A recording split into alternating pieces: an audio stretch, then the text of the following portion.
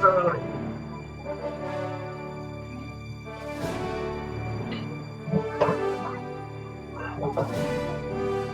Ambassador in Fiji.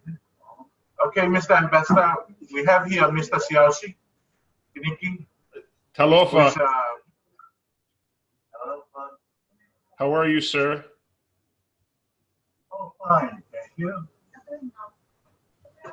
You can hear him, right? I can hear him clearly, yes. Thank you for coming in, Mr. Finiki. I'm honored for this opportunity and eager to just engage in a few questions with you, a bit of a dialogue, your living history.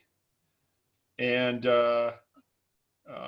Noah, when I first met him back in January, he shared with me some stories about his grandmother and her recollections. And at the embassy, since the beginning of the year, we've been celebrating the 75 years of peace that we've been blessed with in the Pacific, and commemorating it in any number of ways. And we are working with all 5 island nations I'm accredited to, Fiji, Kiribati, Nauru, Tuvalu, and Tonga, to speak with people who are living history that can just ask a few questions and share some reflections. First off, what are some of your vivid memories from World War II as a boy, and how old were you at the time? I was there 9 years old when the Marines were here. 9 years old. Yeah. What year did they arrive? Oh, they came in the fleet, battleships and destroyer and torpedo boats, many ships, cargo ships too, in the lagoon. In 1942. 42. The year they arrived, but I can't remember the month. So what are the strongest memories you have of that time, of the Marines landing and being there with you and your family and your other fellow Tuvalu? I also surprised, but so many of them coming ashore. The Marines, their weapons, the guns, when they arrived the first time at the shore, and they all were in the prey from the boats to the shore. And they lay down for a few minutes, and then they break off for the coming of the cargo and shifting into the shore. How did you and your family, I guess, react to these Marine ships coming into the lagoon and their engagements with you? Was it positive? How did they explain their presence? Did you expect it? Oh, we were so surprised when the Marines came ashore, and we were told not to get near them because they are the Marines from United States, and you must be careful the first time not to join them. But for a while, we make friends with the Marines, and for a long time they lived here, and we make friends with them. So were they there from 1942 until the conclusion of the war in 1945? Yes, 1945. Wow. And they left.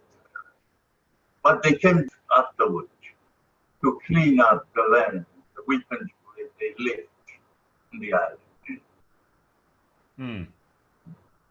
That's the way they do things here. Do you remember the runway being cut in Funafuti? Oh yes.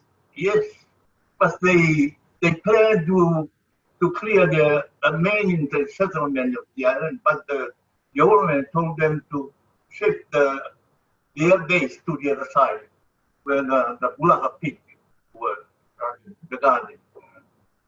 And they agreed what the old man told them to do. So when they built it, they had to dug out part of the land here in Funafuti, the mainland, and they consulted with the old people. And they named this land called borrow pits. The Marine told the old people here that they're gonna borrow part of this land, put it in the runway. Oh. And after the war, they're gonna take back those lands and put it back. But after the war, it didn't happen. Funafuti will remain with big holes up until 2016, I guess, or 2015, when the New Zealand government did a project with Tuvalu government to refill a part of these lands were missing during World War II. So better informed about those, because there are still many explosives lying in the lagoon. When we're in ongoing discussions with the government to, it's not embassy to embassy, it's not embassy to government, but State Department working on the removal of different unexploded ordnances. Mostly, I mean, those are offshore. So we're in that respect. So what is your most vivid story of your contact with a U.S. Marine there as a boy? Do you have one story that stands out? I joined those who work in the tank. Most of us children, but our father didn't know what we were doing in those days, because we joined the Marine and we get inside the tank and we round the island so often. Oh, no kidding. We are not afraid of the Marines. So I think they were Sherman tanks. You actually rode around the island in the Sherman tank as a young boy. Oh my goodness. Yeah, yeah. What a thrill that must have been. When the first Japanese bombed this island, we were in court in that time. April 23rd, 1943. You remember the day that the Japanese bombed Funafuti? The first time bombed Funafuti, April 23rd, 1943. Were there any Tuvaluans injured or killed? One man was killed that night. And in the morning, we were struck to leave the land and go to a small island. We are told by the British commissioner here to leave the island, the local people. So we went straight away in that time. According to records, the Japanese bombed Funafuti about 6 times. I see. And the last time they bombed is the 18th of November, 1943. Interesting. That's the 6th and the final time they bombed Funafuti. And when they bombed, I would imagine they're targeting American aircraft and other military equipment, personnel. Yes. And one plane was struck by the bomb at that night. P-24. The bomb dropped just 500 that plane, and it was in flames. Was it a nighttime bombing run or a daytime bombing run? Nighttime. Nighttime. Do you recall if any Marines were killed in those bombing runs? Oh, I'm not sure, but they told us there are so many Marines that night killed by the bomb, but I'm not sure. I want to inform you that we have here at the archives plans layout of the cemetery of the U.S. here in Funafuti. during the war. They have a cemetery plan and the list of names of those Marines were killed here during the bomb.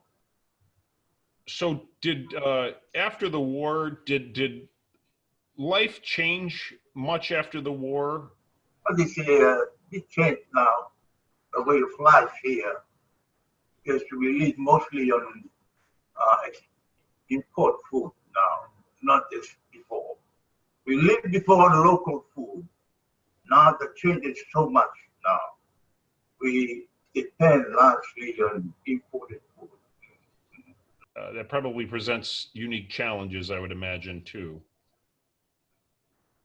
Have you passed down your experiences through oral tradition to your children and grandchildren? Oh, yes, sure. I do that. I always tell them what was happening before when the Americans were here.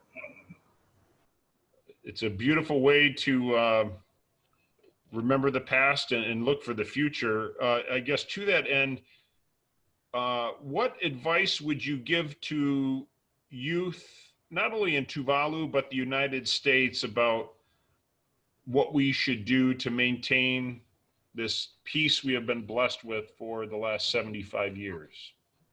We must do our best to keep the world peace. Cancel the war everywhere.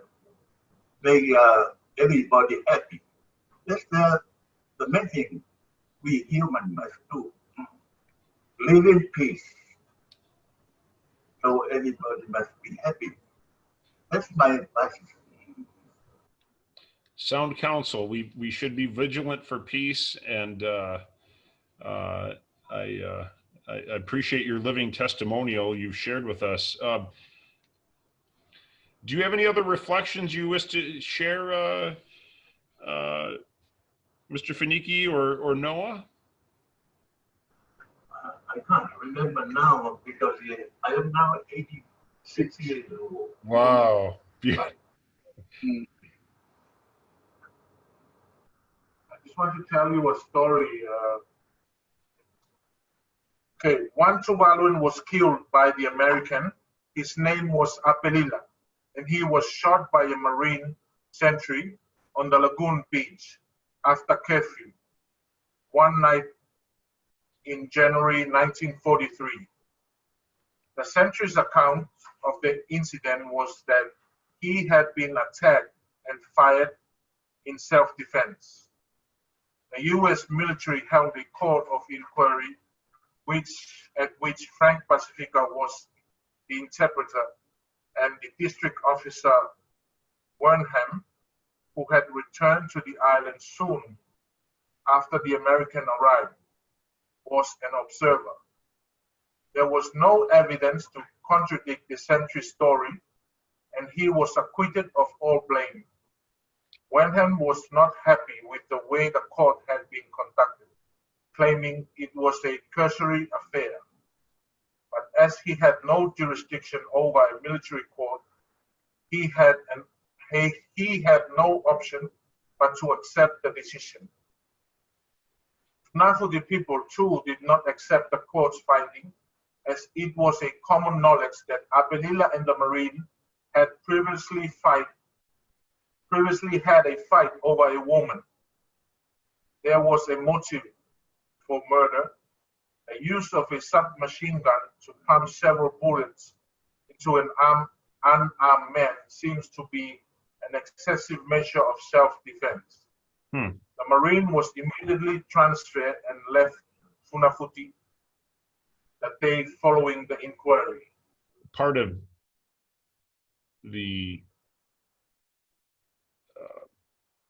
reflection and celebration of over the peace that we've been blessed with in the Pacific. The journey of it has involved good stories and not so good stories, and you know, the nature of war, and it's you know, you have its underbelly and you have its moments of good, and I suppose peace was ultimately had, but we always remain vigilant for peace, always. But I appreciate the information on that. And Noah, do you have any other reflections yourself? Well, Mr. Siaosi happens to be my grandmother's first cousin. They were at the same age at the time during the war. Oh my goodness! Wow. But my grandmother and her parents, they retreat to a nearby island. But Mr. Siaosi here, he stayed in the capital where the bombing happened until the end of the war. Oh my gosh. So the stories my grandmother told me could be quite different from what Siaosi witnessed during the war. Well, he was on the front line. Because he was in where the action happening. Wow. Like he said, he was riding in a tank. He was in a tank. That's right. So my grandmother told me that during the war, they were first. It was the first time for them to eat things like ice cream, chocolates, milks, you know, and it was the first time for them to eat frozen food like ham. And it was so fortunate that every day the Americans, when they finish their probably the meals and things, they have to go and leave it at the end of the island and put it adrift to the sea. So the nearby islands where the people of Funafuti stay, they have to collect all the food that are coming from the main island. So those are the good memories my grandmother told me. Oh, that's beautiful. And even even eating utensils like silver spoons and fork, knife, and their houses were decorated with US dollars. Oh my. Because when the Marines come in to put their laundry, they do the washing for the Marine. So when they come in, give their laundry over to the locals, they pay them with $10, $1 bills, US dollars. They don't know at the time those are money. They it's like a form of. So what they do, they put it on their houses during the war. They decorate the houses with US dollars. The richest country in the world. That is fascinating. So, are there settled homes of residents built over where the Marines' barracks were, where the Marines lived, or is it open land? Now it's fully occupied. We are running out of land right now. Yeah. One final question, Mr. Finiki. So, do you remember when the Japanese bombed Tuvalu?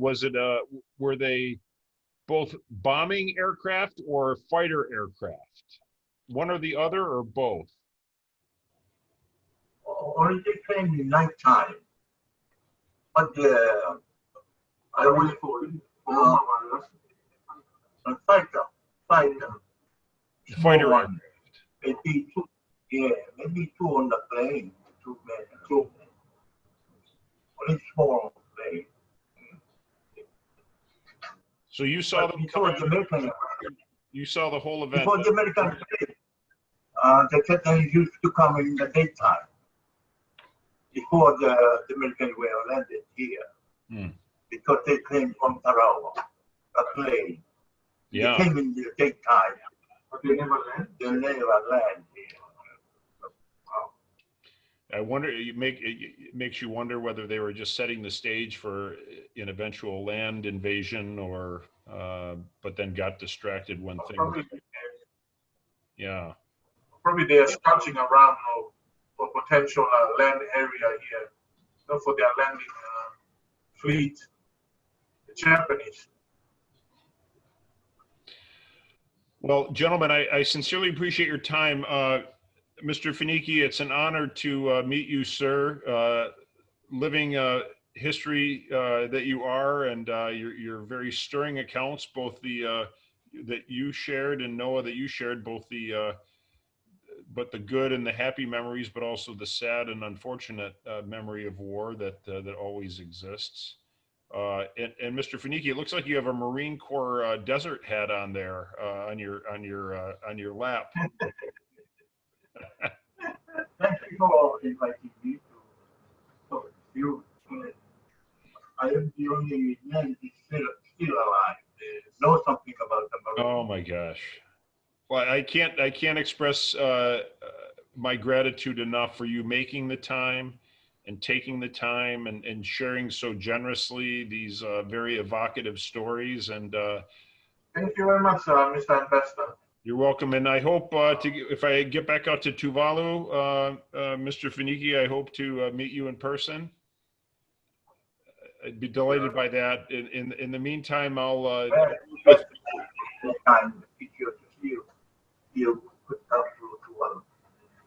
Thank you, sir. God bless you and your family, and Noah, you and yours. Thank you very much. Okay, God bless. God bless. Thank you. Thank you. See you. See you. Thank you. Thank you. Thank you.